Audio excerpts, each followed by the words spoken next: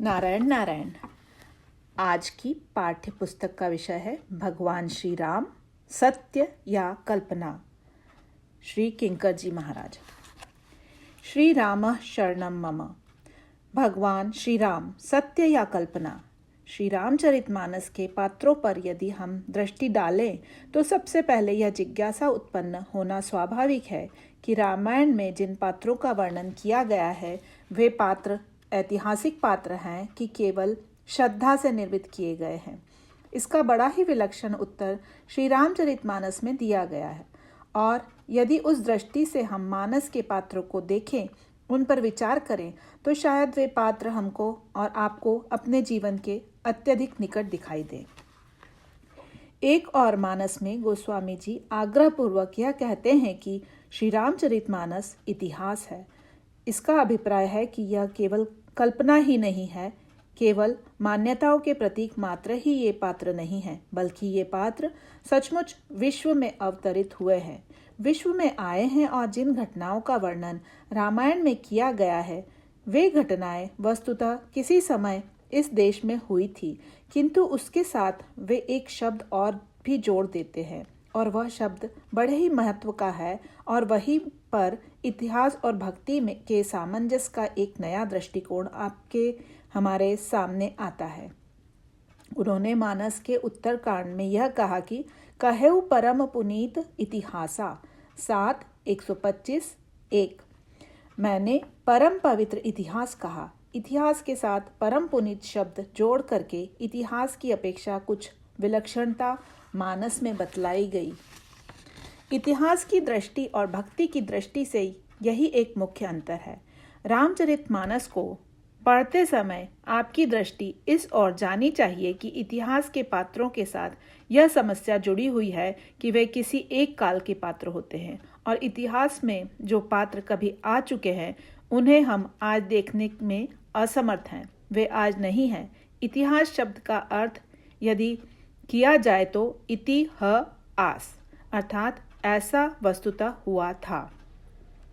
तो प्रश्न यह है कि रामायण को यदि हम केवल इतिहास माने तो इसके साथ साथ हमको यह भी मानना पड़ेगा कि रामायण के जिन पात्रों का वर्णन किया गया है वे पात्र पहले कभी संसार में भले ही रहे हों, लेकिन अब वे भूतकाल में जा चुके हैं। वर्तमान में उन्हें अब देख पाना हमारे लिए संभव नहीं है, लेकिन तब गोस्वामी जी ने एक नई बात कही।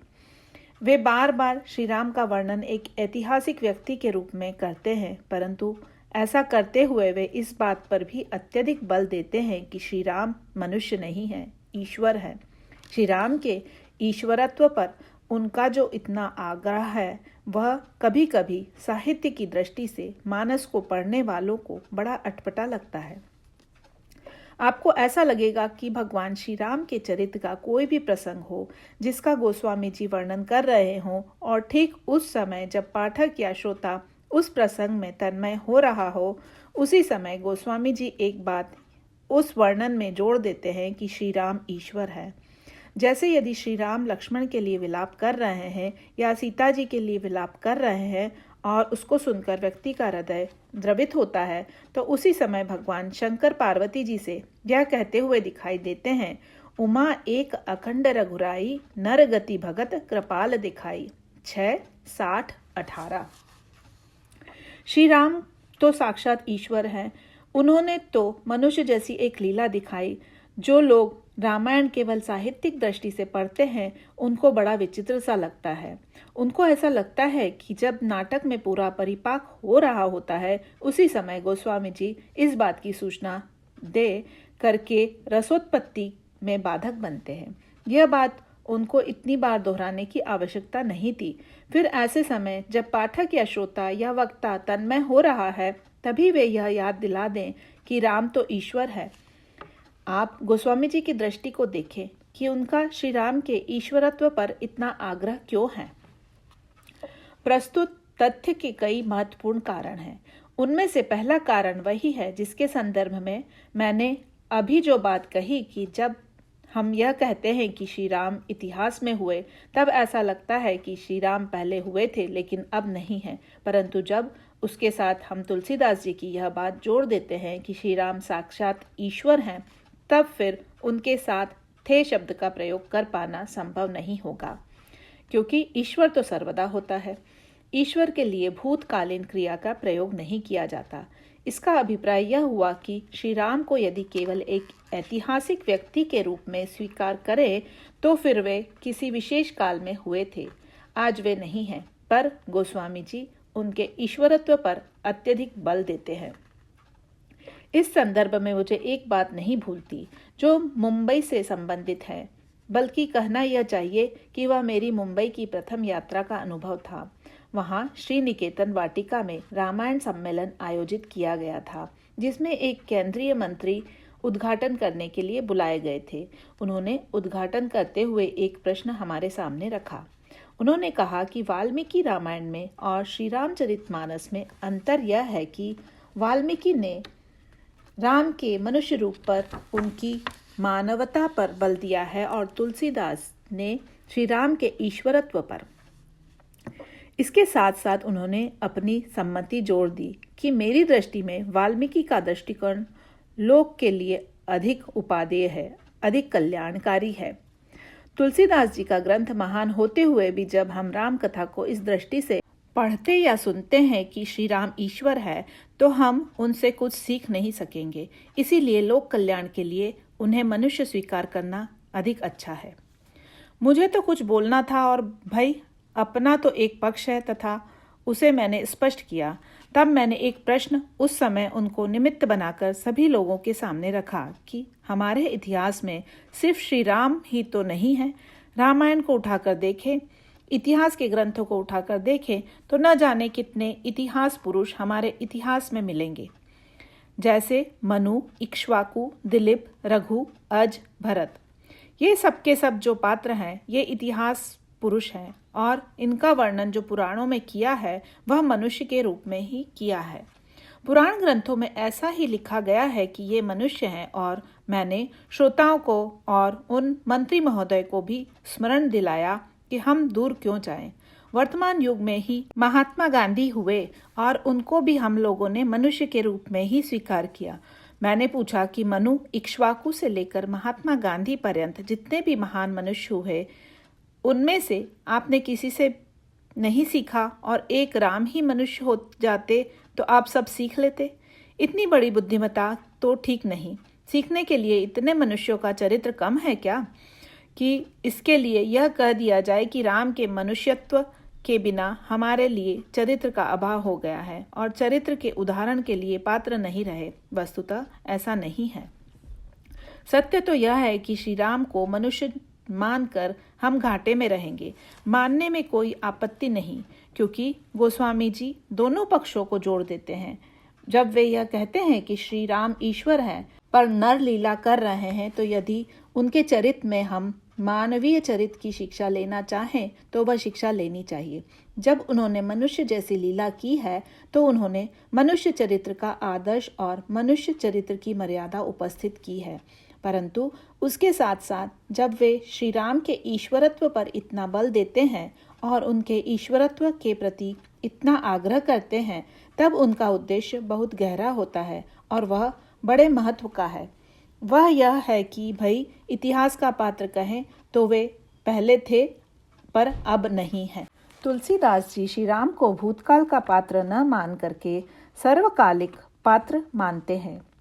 जब वे कहते हैं कि श्री राम ईश्वर हैं, तो उनका अभिप्राय यह है कि उनकी दृष्टि में श्री राम अब भी हैं। और एक दूसरा बड़ा महत्वपूर्ण सूत्र यह है कि मनुष्य के लिए केवल प्रेरणा की ही आवश्यकता नहीं है। मनुष्य के सामने सबसे बड़ी समस्या यह है कि इतिहास में अनगिनत महापुरुष हुए और होते भी रहते हैं और मनुष्य के सामने उनके चरित्र की विशेषता आती रहती है और यह कहा भी जाता है कि मनुष्य के चरित्र में यह विशेषता आनी चाहिए। समस्या यह नहीं है कि हमारे सामने चरित्रों की कमी है। चरित्रों के द्वारा यदि हम सीखना और पढ़ना चाहें तो न जाने कितने चरित्र और पात्र हमारे लिए विद्यमान हैं। पर हमारे सामने तो बड़ी समस्या है। वह समस्या यह है कि जानने के बाद भी हम उसे जीवन में क्रियान्वित कैसे करें। वस्तुतः महत्वपूर्ण केवल जानना ही नहीं है, बल्कि उसे क्रियान्वित करना है। इसी समस्या की ओर इंगित करते हुए गोस्वामी जी विनय पत्रिका में कहते हैं कि मनुष्य के सामने सबसे बड़ी समस्या यही है कि सुनीय गुनीय समुझिय समुझाई दशा हृदय नहीं आवे। विनय पत्रिका 116:2। यह कहा जाता है, सुना जाता है, समझ में आता है, पर मनुष्य जाने हुए सत्य को जीवन में उतार नहीं पाता। भाइयों में बड़ा प्रेम होना चाहिए, पिता की भक्ति होनी चाहिए, या देशभक्ति होनी चाहिए, या समाज के प्रति व्यक्ति का यह कर्तव्य है। ये पाठ न जाने कितनी बार दोहराए जाते हैं। व्यक्ति के लिए केवल इन पाठों को दोहराने की ही समस्या नहीं है, समस्या यह है कि उसे हम अपने जीवन में उतारें कैसे। तो मानो गोस्वामी जी ने हमको एक समाधान दिया, एक उत्तर दिया, और वह उत्तर यह है कि राम यदि केवल एक मनुष्य होंगे तो हमें प्रेरणा दे सकते हैं, परंतु मनुष्य में यह सामर्थ्य नहीं है कि वह दूसरों को शक्ति देकर बदल दे। तो वस्तुतः हमारे आपके जीवन में दो वस्तुओं की आवश्यकता है, एक तो प्रेरणा की और दूसरी प्रेरणा को क्रियान्वित करने वाली शक्ति की। जब गोस्वामी जी यह कहते हैं कि हमारे श्री राम ईश्वर हैं, तो मानो गोस्वामी जी हमें आश्वासन देते हैं कि श्री राम के चरित्र में हमें केवल प्रेरणा की प्राप्ति नहीं करती है, अपितु हमें श्री राम की प्रार्थना करते हुए श्री राम के ईश्वरत्व से अपने आप को जोड़ करके उसके पश्चात हमें श्री राम से यह शक्ति भी मांगनी है कि आपने जो आदर्श चरित्र अपने जीवन में क्रियान्वित किया, उसको चाहकर भी यदि हम नहीं कर पाते हैं, तो उसके लिए जब तक आप अपनी कृपा की शक्ति उसके साथ नहीं जोड़ेंगे, तब तक यह संभव नहीं हो पाएगा। यदि हम श्री राम को मनुष्य माने तो भी यह लाभ तो हमको मिलता ही रहेगा कि हम उनके चरित्र से प्रेरणा प्राप्त करें, परंतु श्री राम के चरित्र से हम शक्ति नहीं ले सकेंगे। तब श्री राम एक भूतकाल के सत्य रहेंगे, वर्तमान के सत्य नहीं रहेंगे। रामायण के संदर्भ में जब पात्रों की बात आती है तो मैं एक बात और जोड़ दूं। रामायण में कितने पात्र हैं, उन पात्रों की गणना करना सरल नहीं है, लेकिन तुलसीदास जी जो बात चाहते हैं वह बड़े महत्व की बात है। रामायण के पात्र भरत हैं, लक्ष्मण हैं, हनुमान जी हैं, शत्रुघ्न हैं, विभीषण हैं, या रावण, कुंभकर्ण और मेघनाद हैं। केवल इतना ही उद्देश्य तुलसीदास जी का नहीं है। तुलसीदास जी क्या चाहते हैं, इस विषय में भी जो भरत की दृष्टि है वही तुलसीदास जी की दृष्टि है। यदि यह प्रश्न किया जाए कि रामायण में कितने पात्र हैं, तो एक बड़े महत्व का प्रश्न यह रहेगा कि किस इतिहास पुरुष ने किस काल में जन्म लिया। यह तो हम पुस्तकों में पढ़ लेते हैं, परंतु आपने क्या यह देखा कि श्री कृष्ण या श्री राम के संदर्भ में हमारी परंपरा क्या है। हम श्री राम के जन्मदिन को स्मरण ही नहीं कर लेते कि त्रेता युग में आज के दिन श्री राम का जन्म हुआ, अपितु परंपरा यह है कि उस दिन मंदिर सजाया जाता है, घर सजाया जाता है, पर्दा लगाया जाता है और भगवान के जन्म की प्रतीक्षा की जाती है। और यह बड़ी विचित्र सी बात है कि हम कहते हैं कि भगवान का जन्म होगा और वहाँ मंदिर में दर्शनार्थी जो पूजा के लिए बैठे हुए हैं वे प्रतीक्षा कर रहे हैं कि भगवान का जन्म होगा। जब घड़ी में 12 बजते हैं तो वे पाठ करना प्रारंभ कर देते हैं कि भय प्रकट कृपाला, भगवान का जन्म हो गया। भगवान का पूजन करते हैं, आरती उतारते हैं, तो पहले कहते हैं कि भगवान का जन्म होगा, उसके पश्चात भगवान का जन्म हुआ और फिर उनकी आरती उतारी गई। इतिहास पुरुष के साथ ये सब बातें जोड़ने की कोई आवश्यकता नहीं है। इतिहास पुरुष की तो केवल हमको स्मृति करनी चाहिए। लेकिन हम रामनवमी कैसे मनाते हैं? पिछले वर्ष जब मैं अयोध्या गया था तो वहाँ विवाह की धूम थी और प्रत्येक मंदिर में मंडप बना करके श्री राम का विवाहोत्सव मनाया जा रहा था। मंडप कहीं बड़ा भव्य था तो कहीं साधारण था, लेकिन प्रत्येक मंदिर में बड़ी धूमधाम के साथ विवाहोत्सव मनाया जा रहा था।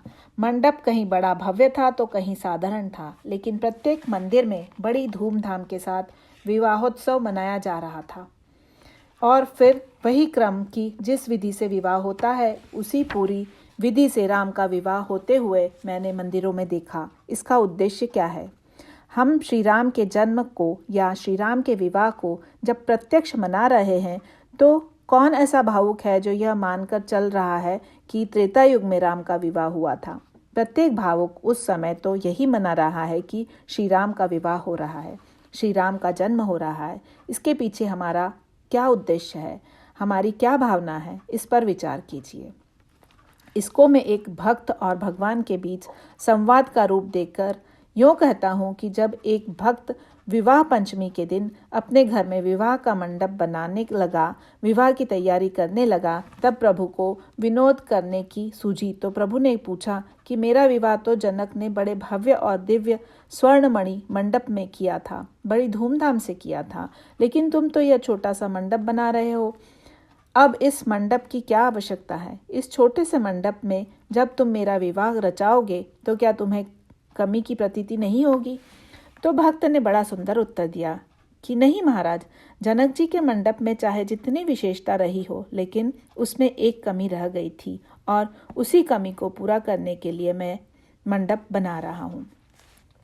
प्रभु ने बड़े आश्चर्य से पूछा कि महाराज, जनक के मंडप में तुमने कमी निकाल दी, उनके मंडप में क्या कमी रह गई थी? भक्त ने बड़ी मीठी बात कही। भक्त ने कहा कि महाराज, जनक के मंडप में जनक थे, दशरथ थे, अयोध्यावासी थे, मिथिलावासी थे, शतानंद और वशिष्ठ थे, परंतु कमी यह थी कि मैं नहीं था। इस विवाह की विशेषता यह है कि मैं इसमें हूँ। आपका विवाह जनक ने किया या दशरथ ने देखा, उस विवाह का वर्णन मात्र पढ़ करके हमको तृप्ति कैसे मिलेगी? हमें तो तृप्ति तब मिलेगी जब हम ऐसा अनुभव करें कि आपके विवाह में हम स्वयं सम्मिलित हो रहे हैं। इसका अभिप्राय क्या है? रामायण के पात्रों को केवल पढ़ना और सुनना ही नहीं है, बल्कि उसमें हमें भी स्वयं रामायण का पात्र बन जाना है। अपने जीवन में इस सत्य को समझ लेना है कि इस समय राम का विवाह हो रहा है और हम उसमें सम्मिलित हो रहे हैं। मैं श्री राम का विवाह इन आँखों से देख रहा हूँ कि कन्यादान हो रहा है। और दूसरी भी एक बात आपने देखी होगी कि जहाँ विवाह की लीला होती है, वहाँ एक पात्र जनक बन जाता है, दूसरा पात्र दशरथ बन जाता है। यह जो व्यक्ति का जनक और दशरथ बन जाना है, यही तो जीवन की समग्रता है। इसका अर्थ है कि जब दशरथ और जनक केवल इतिहास पुरुष रहे, हम केवल पढ़ें और स्वयं दशरथ और जनक न बन सके, तो हमारे जीवन में समग्रता नहीं आई। गोस्वामी जी की तथा भक्ति के दृष्टिकोण की सार्थकता नहीं आई। बल्कि इस संदर्भ में मैं एक बात आपके सामने और जोड़ दूं। रामायण के साथ जो दो अन्य ग्रंथ हैं, ये रामायण के पूरक ग्रंथ हैं, और ये दो ग्रंथ हैं विनय पत्रिका और गीतावली। ये पूरक ग्रंथ क्यों हैं? रामायण में भी वही दृष्टिकोण है, लेकिन वही दृष्टिकोण विनय पत्रिका और गीतावली में और अधिक गहराई से जोड़ दिया गया है। गीतावली की विशेषता क्या है? गीतावली में भी आप उन्हीं लीलाओं का, उन्हीं चरित्रों का वर्णन पढ़ेंगे जिसका वर्णन रामायण में किया गया है। लेकिन यदि आपने ध्यान से पढ़ा हो और यदि न पढ़ा हो तो अब ध्यान से पढ़िए, तो गोस्वामी जी की दृष्टि समझने में आपको सुविधा होगी। और जिसमें एक बात ऐसी है कि जो रामायण में उतनी स्पष्ट नहीं होती जितनी गीतावली में, विनय पत्रिका में भी यही बात है। वह विशेषता क्या है? विनय पत्रिका के विषय में आप लोगों ने सुना होगा, पढ़ा होगा कि विनय पत्रिका के संबंध में मान्यता यह है कि जब गोस्वामी जी कलयुग में से सताए जाने लगे तो युग की समस्याओं से संत्रस्त हो करके श्री राम के नाम उन्होंने एक पत्र लिखा और उसे लेकर श्री राम की सभा में वे गए। आपने ध्यान दिया इसका अभिप्राय क्या हुआ? जब वे यह कहते हैं कि मैं श्री राम की सभा में पत्र लेकर गया, तो उनके लिए श्री राम की सभा यदि केवल भूतकाल का सत्य ही होती तो राम का जन्म हुआ त्रेता युग में और तुलसीदास का जन्म हुआ कलयुग में। दोनों के बीच में पौराणिक दृष्टि से लाखों वर्षों की दूरी है। गोस्वामी जी प्रार्थना भले ही कर सकते थे, पर श्री राम की सभा में पत्र लेकर जाने का जो उन्होंने वर्णन किया है, आपने उसको पढ़ा और देखा होगा कि अलग अलग पात्रों में गोस्वामी जी यह कहते हैं कि मेरा यह पत्र आप प्रभु तक पहुंचाइए और मेरा समर्थन कीजिए। और फिर अंत में वे यह कहते हैं कि मेरी प्रार्थना सुन करके अंत में प्रश्न आया कि मेरा यह पत्र कौन देगा। जब मैंने भरत जी से कहा कि, तो उन्होंने कहा कि मुझे तो बड़ा संकोच लगता है, मैं तो प्रभु के सामने दृष्टि नहीं उठा पाता, मैं कैसे पत्र दूं? किसी और को यह कार्य सौंपिए।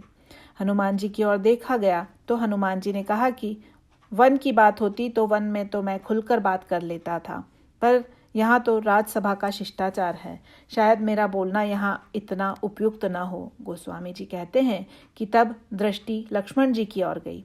श्री भरत और हनुमान जी ने लक्ष्मण जी से कहा कि यह तुलसीदास का पत्र आया हुआ है और आपके तथा प्रभु के बीच में कोई संकोच का प्रश्न नहीं है। घर और वन आपके लिए बराबर है। आप ही यह पत्र श्री राम के हाथों में दे दीजिए। और विनय पत्रिका में तुलसीदास जी कहते हैं कि मारुति मन रुचि भरत की लखी लशन कही है। विनय पत्रिका 279। लक्ष्मण जी ने भगवान राम से कहा, वर्णन भूतकाल का हो रहा है कि वर्तमान काल का? सभा में श्री राम बैठे हुए हैं, श्री भरत बैठे हैं, श्री लक्ष्मण बैठे हैं, श्री शत्रुघ्न बैठे हुए हैं, पर विशेषता क्या हुई? त्रेता युग के उस राम राज्य में तुलसीदास जी पत्र लेकर नहीं गए थे, पर कलयुग में भी श्री राम की सभा है। तुलसीदास जी इसीलिए कहते हैं कि हमारे राम तो ईश्वर हैं, उनकी सभा अब भी है, उनके पात्र अब भी है, और उस सभा में मैं अपना पत्र लेकर गया। अंत में वहाँ लक्ष्मण जी ने भगवान राम से यह कहा कि कली कालहु नाथ नाम सो परतीति प्रीति एक किंकर की निबही है। विनय पत्रिका 279।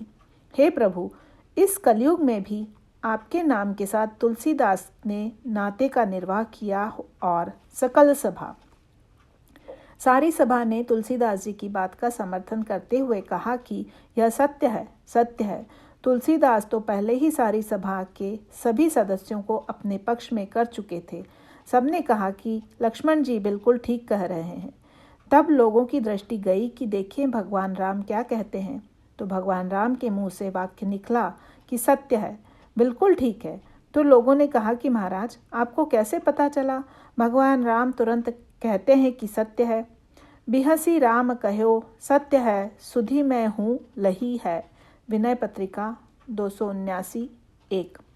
सन्निकट में सीता जी बैठी हुई थी। तुलसीदास जी पहले ही सीता जी को भी प्रणाम कर चुके थे कि माँ, एकांत में जब भगवान आवे तो मेरी प्रार्थना आप उन तक पहुँचा दीजिएगा। मानो भरी सभा में भगवान श्री राम ने यह स्वीकार किया कि तुलसीदास जी, तुम्हारी बात जनक नंदिनी के द्वारा एकांत में भी मेरे पास पहुंच चुकी है। और तब इसका अंतिम परिणाम क्या होता है? विनय पत्रिका इन्हीं शब्दों के साथ समाप्त करते हैं कि परी रघुनाथ हाथ सही है। विनय पत्रिका 279:3।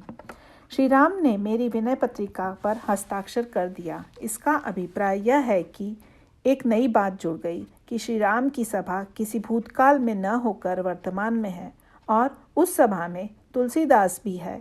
त्रेता युग की सभा में तो भरत, लक्ष्मण, हनुमान ही दिखाई दे रहे थे, पर इस सभा में तुलसीदास का पत्र और उस पत्र पर भगवान का हस्ताक्षर हो जाता है।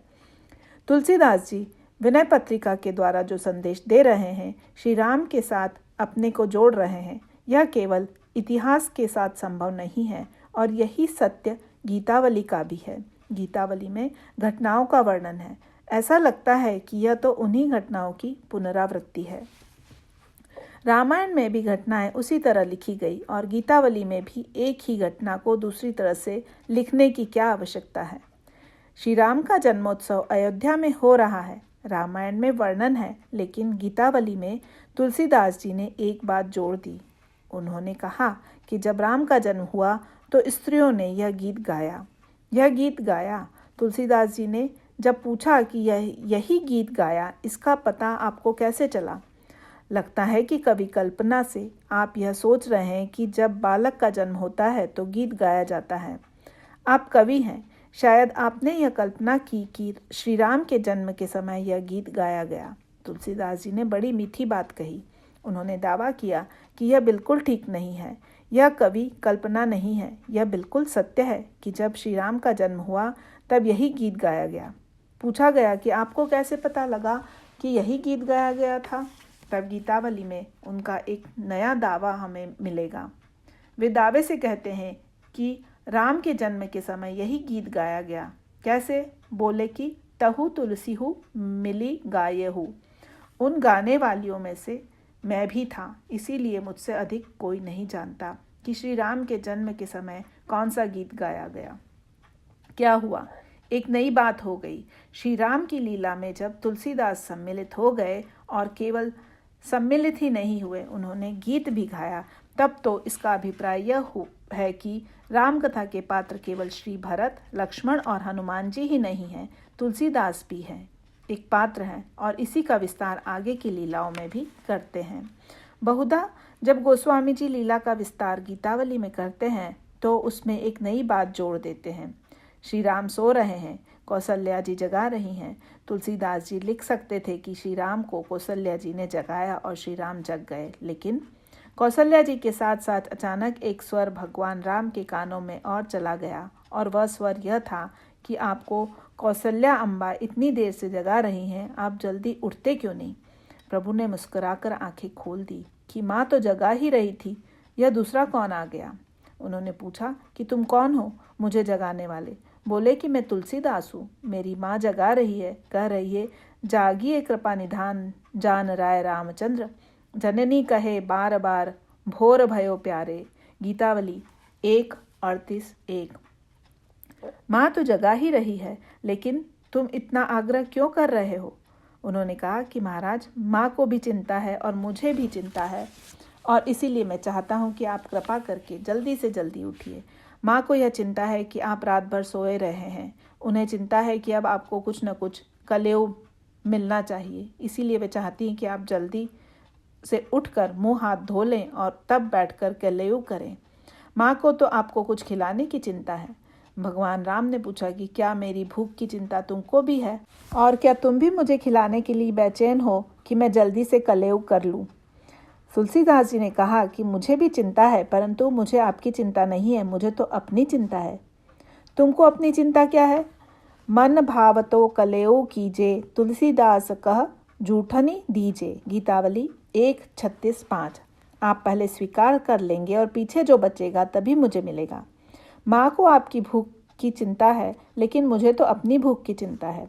जब आप उठकर मुंह हाथ धो लेंगे और कलेव कर लेंगे, तब जो बचेगा उसी में से तुलसीदास को भी प्रसाद मिलेगा। और इसका अर्थ क्या हुआ, इसका तात्पर्य क्या हुआ। विनय पत्रिका में और गीतावली में सबसे बड़ी विशेषता यह है कि तुलसीदास जी की राम कथा में एक पात्र हैं।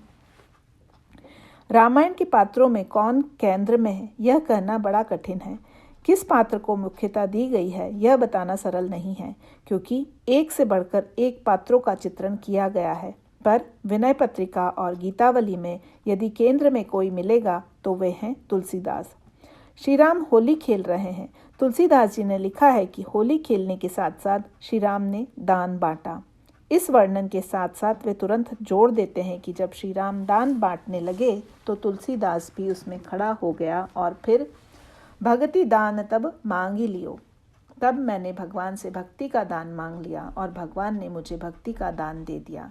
रामायण में दोहराते हैं कौन भगवान राम के भाई हैं, कौन पिता है, कौन प्रिया है, कौन मित्र है। बड़ा सुंदर वर्णन है, लेकिन विनय पत्रिका में तुलसीदास जी किसके नाते का वर्णन करते हैं। बोले ब्रह्म तू हो जीव, तू है ठाकुर हो चेहरा, तात मात गुरु सखा, तू सब विधिहित मेरा। विनय पत्रिका 79:3। भगवान ने पूछा कि तुम मुझसे कौन सा नाता चाहते हो। बोले कि तो ही मोही नाते अनेक। मैंने जो तो महाराज नाते गिना दिए, तो ही मोही नाते अनेक, मानिए जो भावे। विनय पत्रिका 79:4। आपको इन नातों में से जो नाता पसंद लगे तुलसीदास जी से, वही नाता आप जोड़ लीजिए। भगवान ने तुलसीदास से पूछा कि तुम क्यों नहीं पसंद कर लेते हो नाता, नाते गिनाकर मेरे ऊपर क्यों भार डाल रहे हो कि मैं नाता पसंद करूं। गोस्वामी जी ने चरणों को पकड़कर कहा कि महाराज, इसमें मेरा एक स्वार्थ है। अगर मैं नाता स्वीकार करूंगा तो नाते का कर्तव्य मुझे को निर्वाह करना पड़ेगा, पर जब आप नाता स्वीकार करेंगे तो आपको ही निर्वाह करना पड़ेगा। मैं चाहूँ निभाऊं चाहे न निभाऊं। मैं यदि आपका पुत्र बनूंगा तो मैं पुत्र का कर्तव्य पालन कर पाऊंगा कि नहीं, इसमें संदेह है। परंतु यदि आप कहें कि तुम मेरे पुत्र हो जाओ तो महाराज, मैं चाहे पुत्रत्व का निर्वाह कर पाऊं चाहे नहीं, पर आपको तो पितृत्व का निर्वाह करना ही पड़ेगा। गोस्वामी जी की दृष्टि का अभिप्राय यह है कि कहीं लोग रामायण को केवल इतिहास न मान ले, वे यह चाहते हैं कि कोई इसको भूल से कल्पना न मान ले।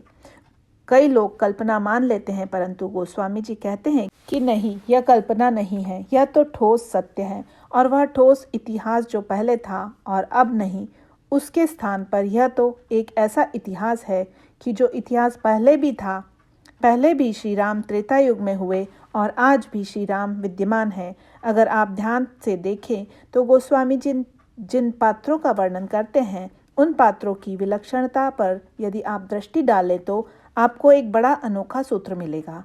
और यदि तुलसीदास जी की सबसे बड़ी देन है और यही उनका सबसे बड़ा आश्वासन है समाज को और निर्बल व्यक्तियों को। वे कहते हैं कि जो सफल व्यक्ति है, सबल व्यक्ति है, वे अपने कर्तव्य कर्म का ठीक से पालन करे, परंतु जिनके जीवन में असमर्थता की अनुभूति हो रही है, उसका समाधान गोस्वामी जी करते हैं।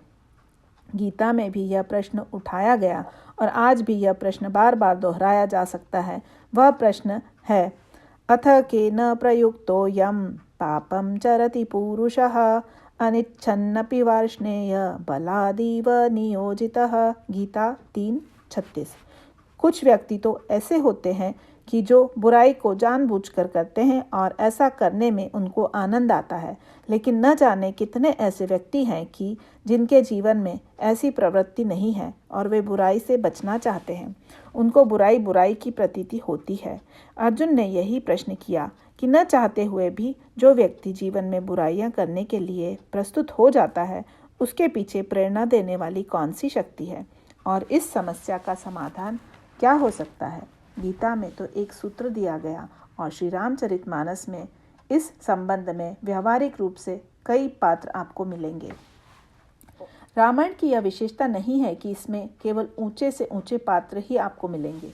आदर्श पात्र तो आपको मिलेंगे ही। श्री भरत, श्री लक्ष्मण, श्री हनुमान जी, श्री शत्रुघ्न जी, कौशल्या जी और सुमित्रा जी जैसे श्रेष्ठतम चरित्र तो आपको मिलेंगे ही, परंतु उनके साथ साथ रामायण की विशेषता यह है कि उसमें आपको जीवन का द्वितीय पक्ष भी दिखलाई देगा। जैसे सांकेतिक भाषा में आप देखें कि रामायण में 2 माताएं ऐसी हैं कि जिनकी बार बार प्रशंसा की गई है और वे हैं कौशल्या जी और सुमित्रा जी। लेकिन एक पात्र की ऐसी सृष्टि की गई कि जिसका नाम है कैकई, जिनके संदर्भ में दोनों प्रकार की पंक्तियां आपको रामायण में मिलेगी। कुछ पात्र आपको रामायण में ऐसे मिलेंगे, उनके बारे में यह निर्णय करना कठिन है कि वे पात्र निंदनीय हैं कि वंदनीय हैं। उन पात्रों में लंका के पात्र भी हैं और भगवान राम के समीप में रहने वाले पात्र भी हैं। कैकई तो लंका की पात्र नहीं है, कैकई तो अयोध्या की पात्र है। उनके चरित्र में अनेक उत्कृष्टताएं दिखाई देती हैं, अनेक सद्गुण और श्रेष्ठता कैकई के जीवन में दिखाई देती है। लेकिन इसके साथ साथ जीवन की दूसरी विडंबना क्या है? महाराज कैकई के जीवन का असत पक्ष जब कैकई के जीवन में आता है, तब कैकई निंदनीय हो जाती है। अक्सर यह प्रश्न उठाया जाता है कि कैकई जी निंदनीय है कि वंदनीय है। कैकई जी के संदर्भ में मूल सूत्र यही था कि राम कहते हैं कि कैकई वंदनीय है। 200 देही जननी जड़ तेई 262-8। और श्री भरत जी यह कहते हैं कि कैकई निंदनीय है। जननी कुमति सगुत शुभ साखी 261-1। एही पापिनी बुझी का परेऊ 246-2। इसका क्या अभिप्राय है?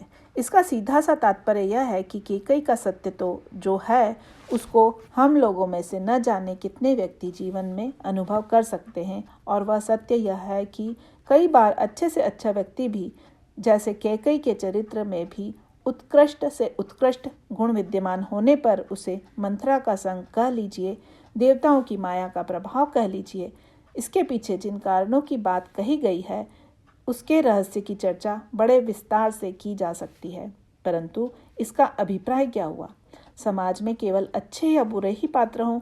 अगर हम ऐसा मानकर ही चलेंगे तो फिर रामायण की कोई सार्थकता ही नहीं रह जाएगी। रामायण की सार्थकता यह है कि हम अच्छे भी हैं और बुरे भी हैं। हम ही कभी अच्छे बन जाते हैं और कभी बुरे बन जाते हैं। और फिर उसके पश्चात सांकेतिक भाषा का वर्णन किया गया। कैकई निंदनीय हो जाती है जब मंथरा के संग में उसमें स्वार्थपरता आ जाती है। जब श्री राम को कष्ट पहुंचाने की उनमें वृत्ति आ जाती है तब वे श्री राम को दूर भेज देती हैं। कैकई वंदनीय भी हो जाती हैं, या जब आगे चलकर वर्णन आता है कि श्री भरत चित्रकूट जाते हैं तब सांकेतिक भाषा आप देखेंगे कि तुलसीदास जी की फिर वही पंक्ति और वही दृष्टिकोण की जिसकी चर्चा अभी मैं आपके सामने कर रहा था, और वह यह है कि अयोध्या कांड में श्री भरत जी के चरित्र का उन्होंने वर्णन किया, परंतु जहाँ अयोध्या कांड की समाप्ति हुई है, जिस छंद में समाप्ति हुई है, उस छंद पर आपने ध्यान दिया? उसकी विशेषता क्या है?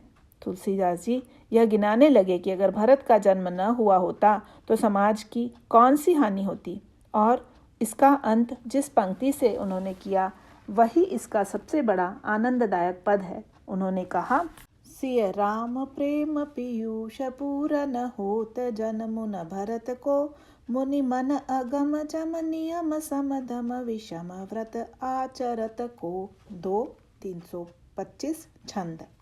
इतने महान चरित्र को कौन दिखाता? दुख, दाह, दारिद्र, दंभ, दूषण, सुजस मिस अपहरत को। समाज का दुख, दैन्य एवं दरिद्रता को अपने यश के द्वारा कौन दूर करता? कौन तपस्या और धर्म का तत्व अपने जीवन में दिखाता? लेकिन समाप्ति यह नहीं है। समाप्ति करते हुए अंत में गोस्वामी जी यह कहते हैं कि भरत का जन्म यदि न हुआ होता तो यह काम कैसे होता। तो लोगों को यह भ्रम हो जाएगा कि शायद इस युग के लोगों को भरत की कमी खलती, परंतु आज के युग में तो भरत की कोई आवश्यकता नहीं। परंतु गोस्वामी जी यह कहते हैं कि यह बात बिल्कुल नहीं है। यदि श्री भरत का जन्म न हुआ होता तो सबसे बड़ी हानि जो होती वह तो मेरी होती। पूछा गया कि आप तो थे ही नहीं त्रेता युग में, फिर आपकी क्या हानि और आपका क्या लाभ? कहने लगे कि बिल्कुल नहीं। कलिकाल, एक एक शब्द पर आप ध्यान दें।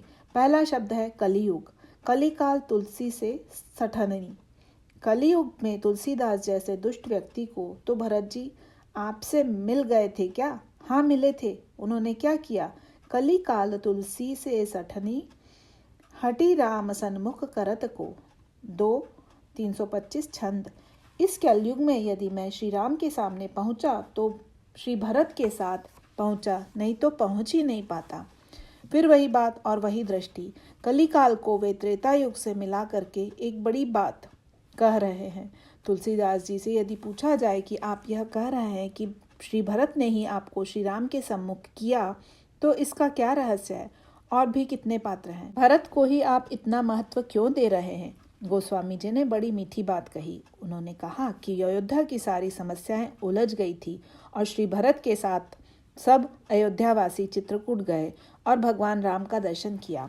तो यह संकेत तो मुझे भरत के चरित्र में, भरत के दर्शन में ही मिला कि वे अकेले राम के पास नहीं जाते, वे सारे समाज को श्री राम से मिलाते हैं, श्री राम के पास ले जाते हैं। श्री भरत गुरु वशिष्ठ, कौशल्या जी, सुमित्रा जी आदि लोगों को ही चुन चुन कर यदि ले गए होते तो श्री राम से मिलना होता तो मुझे कोई आशा का संदेश न मिला होता। लेकिन जब मैंने देखा कि श्री भरत के साथ बहुत बड़ी भीड़ जा रही है और जब मैंने उस भीड़ में दृष्टि डाली तो देखा कि कैकई भी जा रही है, तब मुझे लगा कि श्री राम के समक्ष मैं भी जा सकता हूँ। जिन्होंने श्री राम को इतना कष्ट दिया, जिन्होंने श्री राम को इतनी पीड़ा पहुंचाई और जिनके मन में इतनी स्वार्थपरता आ गई थी, उन कैकई को भी जब भरत राम के सामने ले जा सकते हैं तब वे मुझे भी ले जाएंगे। मुझे ऐसा लगा कि श्री भरत के द्वारा ही मैं श्री राम के सामने पहुंचा। इसका क्या अभिप्राय है? तुलसीदास जी का मूल सूत्र वही है कि इन पात्रों को वर्तमान काल में देख करके ही हम आगे चलें। यदि केवल कौशल्या और सुमित्रा ही हो और कैकई न हो, तब तो हमको केवल निराशा ही होगी कि हमारे लिए आशा का कोई संदेश ही नहीं है। पर नहीं, ऐसा नहीं है। कैकई भी एक पात्र है। दूसरी ओर लंका में भी ऐसे पात्र हैं। इसका प्रतीकात्मक संकेत जो दिया गया है वह मारीच के संदर्भ में दिया गया है। मारीच जंगल में रहता है, रावण से उसका संबंध है और एक बार वह राम के बाण का प्रभाव देख चुका है, इसीलिए श्री राम से वह भयभीत है। मारीच वेश बदलने की कला से अत्यंत निपुण है। रावण यही प्रस्ताव लेकर आया हुआ था कि वह स्वर्णमग बन जाओ, जिससे मैं जनक नंदिनी सीता का हरण कर सकूं। जब रावण ने अपना यह प्रस्ताव मारीच के सामने रखा तो मारीच रावण को समझाने लगा कि यह प्रस्ताव अनुचित है और तुम्हें ऐसी बात नहीं करनी चाहिए। मारीच कौन है? यदि व्यक्ति के मन का कोई सर्वश्रेष्ठ प्रतीक देखना हो तो वह मारीच के चरित्र में है। मारीच के व्यक्तित्व में हम देख सकते हैं मारीच का बहुरूपियापन, उसकी चंचलता, उसका स्वर्णिम रंग, ये सब के सब मन के बदलते हुए रूप और रंग है। मन वेश बदलने की कला में बड़ा निपुण है और मारीच जो नहीं करना चाहता है उसे भी करने के लिए रावण मारीच को बाध्य करता है। गोस्वामी जी दोनों भाषाओं का प्रयोग करते हैं। वे विनय पत्रिका में उन पात्रों को एक भिन्न रूप में प्रस्तुत करते हैं और कहते हैं कि मोह दस मौली। रावण मूर्तिमान मोह की वृत्ति है। हमारे मन में कभी कभी विद्रोह उत्पन्न होता है बुराई के प्रति, पर हमारे पूर्व जन्मों के मोह के जो संस्कार हैं वे हमें प्रेरित करते हैं कि तुम कैसे नहीं करोगे। जब मारीच ने रावण को समझाने की चेष्टा की तो रावण ने तुरंत यह कह दिया, गुरुजी में मूढ़ करसी मम बोधा, कहु जग मोहि समान को जोधा। 3:25-2। परिणाम क्या हुआ? मारीच में आपको एक ऐसा पात्रत्व मिलेगा जिसमें गोस्वामी जी ने उसको एक बार प्रेम पूर्ण लिखा और एक बार उसी को खल लिख दिया। एक बार लिखा अंतर प्रेम तासु पहचाना। 3:26-17। मारीच बहुत बड़ा प्रेमी है, उसके अंतःकरण में महान प्रेम है और थोड़ी देर बाद ही तुलसीदास जी ने लिख दिया, खल बदी तुरत फिरे रघुबीरा। 3:27-1। दुष्ट मारीच को मारकर राम लौटे। यह बड़ा विचित्र विरोधाभास है। किसी को भक्त लिखे तो भी समझ में आता है, किसी को दुष्ट लिखे तो भी समझ में आता है, लेकिन एक ही प्रसंग में उसको दुष्ट भी कहा और प्रेमी भी कहा। पर यह जीवन की इतनी बड़ी सच्चाई है। अगर हम और आप अपने मन के विषय में विचार करें कि मन दुष्ट है कि भक्त है, इसका उत्तर है कि यह मन कब दुष्ट बन जाएगा और कब भक्त बन जाएगा, इसका कोई ठिकाना नहीं है। कभी इसका आचरण दुष्टों जैसा दिखलाई देगा और कभी भक्तों जैसा।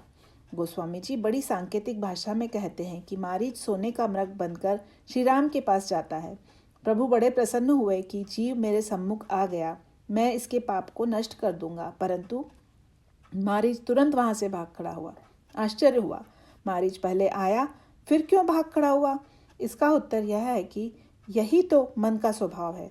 कब यह मंदिर में भगवान के सामने जाकर खड़ा होगा और कब वहां से भाग खड़ा होगा, कब भगवान की पूजा में लगने की चेष्टा करेगा और कब उनकी ओर से हट करके भागने की चेष्टा करेगा, यह कोई नहीं कह सकता। मन की जो यह दशा है वही मारीच के व्यक्तित्व में दिखाई देती है, परंतु गोस्वामी जी के अंत में मारीच को भी भगवान राम से जोड़ दिया। उन्होंने लिखा कि जब मारीच भागने लगा तो श्री राम कमर में फेंटा कस कर उसके पीछे दौड़े उसको पकड़ने के लिए।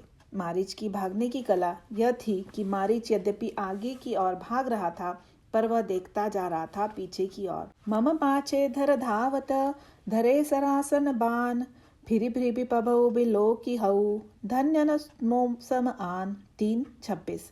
मारीच बार बार लौटकर पीछे देख रहा था। वह बड़ा प्रसन्न था। किसी ने मारीच से पूछा कि तुम इतने प्रसन्न क्यों हो रहे हो?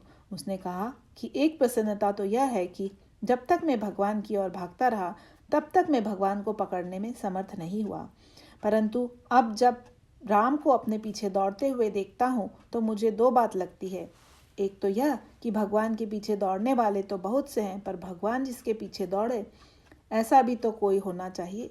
चलिए, यह सौभाग्य मुझे मिला। और मानो श्री राम जब कहते हैं कि तुम रुकते क्यों नहीं, तब मानो मारीच यह कहता है कि आपको पकड़ने योग्य तो मैं नहीं हूँ, परंतु आप ही यदि अपनी कृपा से मुझे पकड़ लें तो मेरी सार्थकता हो सकती है। गोस्वामी जी कहते हैं कि मारीच के खलत्व पर, उसके कपट पर श्री राम प्रहार करते हैं और मारीच को अपने आप में लीन कर लेते हैं। मारीच का व्यक्तित्व द्वैत से भरा हुआ है, परंतु उसका अंत अद्वैत में परिणत हो जाता है। इस संदर्भ में सुग्रीव के चरित्र पर दृष्टि डालें तो सुग्रीव की समस्याओं से भागने वाला है। जब देखिए तब भाग खड़ा होता है, जब देखिए तब डरा हुआ दिखाई देता है। ऐसा लगता है कि बड़ा ही दुर्बल और बड़ा ही भगोड़ा पात्र है। आजकल जब किसी की निंदा की जाती है तो कहा जाता है कि बड़ा ही पलायनवादी है। तो रामायण में यदि कोई पलायनवादी पात्र देखना हो तो सुग्रीव को देख लीजिए। जब भी कोई बात आई तो भाग खड़ा होता है। बाली मायावी से लड़ रहा है और रक्त की धारा निकली तो सुग्रीव पर क्या प्रभाव पड़ा? सुग्रीव ने स्वयं अपना संस्मरण राम को सुनाया कि निसरी रुधिर धारतः भारी। 4, 5, 7। मैंने वहां रुधिर की धारा निकलती हुई देखी। तब श्री राम ने पूछा कि तुम्हारे ऊपर इसकी क्या प्रतिक्रिया हुई? तो बताया कि मेरा तो सीधा सा गणित था कि बाली मारा गया, उसी कारण से रक्त धारा निकली है। तो क्या तुम्हारे मन में बदला लेने की वृत्ति आई? नहीं नहीं महाराज, बदला लेने की बात मेरे मन में नहीं आई। मेरे मन में तो बस एक ही बात आई। क्या? तो कहा, बाली हतेसी मोही मारही आई। 4, 5, 8। जिसने बाली को मार दिया वह तो मुझे भी मार देगा। फिर मैं क्या करूँगा? बस एक ही उपाय है कि सिला देई तह चलेऊ पर आई। 4, 5, 8। बस मैंने वहाँ एक शिला रख दी और भाग खड़ा हुआ। 1 माह बाद बाली लौटकर आ गया। तब पूछा कि मेरे सिंहासन पर तुम कैसे बैठे हो? तब मुझे सिंहासन से उतार दिया। भगवान ने कहा कि तब तुम कहाँ गए? तो बोला कि ताके भय रघुबीर कृपाला, सकल भुवन में फिरेऊ बिहाला। 4, 5, 12। डर के मारे घर से भी भाग खड़ा हुआ और जब श्री राम को भी देखा तो हनुमान जी से यही प्रस्ताव किया कि आप जाकर पता लगाइए। अगर इनको बाली ने भेजा हो तो वहीं से संकेत कर दीजिएगा कि बाली ने भेजा है। श्री हनुमान जी ने पूछा कि तुम क्या करोगे? बोले कि बस मेरे पास तो एक ही कला है। पढ़ई बाली होई मन मैला, भागो तुरत तजौ यह सैला। 4, 0, 5। अब गोस्वामी जी की दृष्टि क्या है? कभी कभी लोग यह मानकर चलते हैं कि यह व्यक्ति बड़ा साहसी है, बड़ा श्रेष्ठ है और यह व्यक्ति बड़ा दुर्बल है, बड़ा डरपोक है। पर यह आवश्यक नहीं है कि जो बड़ा साहसी व्यक्ति हो वह सदा अच्छा ही हो, और यह भी नहीं कि जो बड़ा डरपोक और दुर्बल दिखाई देने वाला व्यक्ति है उसके जीवन का कोई सदुपयोग न हुआ हो, बल्कि कभी कभी तो बिल्कुल उल्टा दिखाई देता है। गोस्वामी जी का अभिप्राय यह है कि प्रश्न यह नहीं है कि साहस श्रेष्ठ है कि भय श्रेष्ठ है। निंदा तो भय की ही की जाएगी, पर साहस का भी दुरुपयोग किया जा सकता है और भय का भी सदुपयोग किया जा सकता है। हनुमान जी की इतनी अधिक पूजा क्यों होती है? इसका रहस्य क्या है? हनुमान जी अगर केवल महान ही होते तो शायद छोटे विद्यार्थी से लेकर बड़ों तक के द्वारा उनकी पूजा न होती। पर जब सांकेतिक भाषा में हम यह पढ़ते हैं कि हनुमान जी की महत्ता यह है कि उन्होंने सुग्रीव से मित्रता की और फिर सुग्रीव को राम से मिला दिया, बल्कि श्रेष्ठतम रूप से कहना यह चाहिए कि राम को सुग्रीव से मिला दिया। श्री राम से ही यह प्रस्ताव कर दिया कि महाराज, पर्वत पर बंदरों के राजा रहते हैं, आप जरा वहाँ चलिए। राम को हंसी आ गई कि यह तो तुमने नई बात कही, मैं जाऊं कि सुग्रीव आवे? हनुमान जी ने कहा कि प्रभु, आपने यदि अपनी कथा न सुनाई होती तो मैं आपसे चलने का प्रस्ताव न करता, पर आपने एक ऐसी बात कह दी कि जिससे मेरा साहस बढ़ गया। मैंने आपसे जब यह पूछा कि क्या आप सारे संसार के स्वामी ईश्वर हैं, तब यदि आपने यह कह दिया होता कि हाँ मैं सारे संसार का स्वामी ईश्वर हूँ, तो मैं तुरंत सुग्रीव को बुलाता कि तुम सारे संसार के स्वामी ईश्वर के पास आओ और उनको प्रणाम करो। पर आपने मेरी बात काट दी। आपने कहा है कि नहीं, मैं सारे संसार का स्वामी ईश्वर नहीं हूँ। कोसलेस दशरथ के जाए, हम पितु बचन मानी बन आए। 4, 1, 1। हम अयोध्या के राजा के पुत्र हैं और पिताजी का वचन मानकर वन में आए हुए हैं। बस महाराज, इस कथा ने तो मेरा दृष्टिकोण ही बदल दिया। अभी तक तो मैं यही समझता था कि ईश्वर की आज्ञा का पालन करना चाहिए, पर जब से आपने यह कह दिया कि आपने पिता की आज्ञा मानकर वन जाना स्वीकार किया, तब मैं प्रसन्न हो गया कि अब तो आज्ञा मानने वाला ईश्वर आ गया है, आज्ञा देने वाला ईश्वर नहीं रह गया है। अगर आप पिता का वचन मानकर वन जा सकते हैं तो मेरा वचन मानकर वहां तक चलिए। यह तो आपका ही परिचय है। वे सुग्रीव को मिला देते हैं, वे विभीषण को मिला देते हैं। श्री भरत जी जैसे महान पात्रों को ही संदेश नहीं देते, विभीषण को भी देते हैं, सुग्रीव को भी देते हैं। तुम उपकार सुग्रीव ही कीन्हा। श्री हनुमान चालीसा। और उसके साथ साथ एक बात और जोड़ देते हैं कि राम मिलाए राजपद दीना, श्री हनुमान चालीसा। यदि निष्कामता की भावना गाई जाए तो उससे सब लोग संतुष्ट नहीं होंगे। विद्यार्थी जब परीक्षा में पास होने के लिए हनुमान जी को मिठाई चढ़ाने का प्रस्ताव रखता है तो कहीं न कहीं उसको आशा है और उसको ये आस्था है कि श्री हनुमान जी केवल राम को ही नहीं मिलाते बल्कि तुम उपकार सुग्रीव ही कीन्हा, राम मिलाए राजपद दीन्हा। राम भी मिले और राज्य भी मिला। साधारण व्यक्ति को लगता है कि हमें तो दोनों ही मिलने चाहिए, हमको संसार की वस्तुएं भी मिलनी चाहिए और हमको श्री राम की भी आवश्यकता है। रामायण के जो विविध पात्र हैं उन पात्रों में विभिन्नता है। कोई पात्र श्रेष्ठतम है, अलौकिक शक्ति वाला है तथा कोई पात्र साधारणतम भी है। हनुमान जी के चरित्र से केवल सीखना ही नहीं है, हमें उनसे प्रार्थना भी करनी है कि आप हमारे जीवन में प्रकाश दीजिए, हमारी बुद्धि को शुद्ध कीजिए। कुमति निवारी सुमति के संगी। इसका अभिप्राय है कि रामायण में जो पात्र हैं वे हमारे और आपके जीवन के अत्यंत निकट है। अलौकिक होने के नाते उनकी विशेषता यह है कि वे आज भी विद्यमान हैं। अगर हम उन्हें देख सकें और रामायण के पात्रों में अपने आप को सम्मिलित कर सकें तो जीवन धन्य हो सकता है। मानस में दुर्बल चरित्रों का भी सदुपयोग किया गया है। जैसे लक्ष्मण ने सुग्रीव के चरित्र में भय उत्पन्न करके भगवान से मिलाया। राम को जब सुग्रीव भूल गए तब भगवान ने कहा कि मैं सुग्रीव को कल मारूंगा। लक्ष्मण जी ने कहा कि कल क्यों, मैं आज ही जाकर उसको मार डालता हूँ, इसमें विलंब क्यों करें। भगवान राम ने कहा कि नहीं नहीं, वह बड़ा डरपोक है, डर के मारे ही तो वह मेरा भक्त बना और जब डर मिट गया तो भक्ति भी टूट गई, अतः तुम जरा डर पैदा करो। लक्ष्मण ने कहा कि अभी जाता हूँ। भगवान ने फिर से लक्ष्मण को रोक दिया और बोले कि देखो, उसके डर का सदुपयोग करना।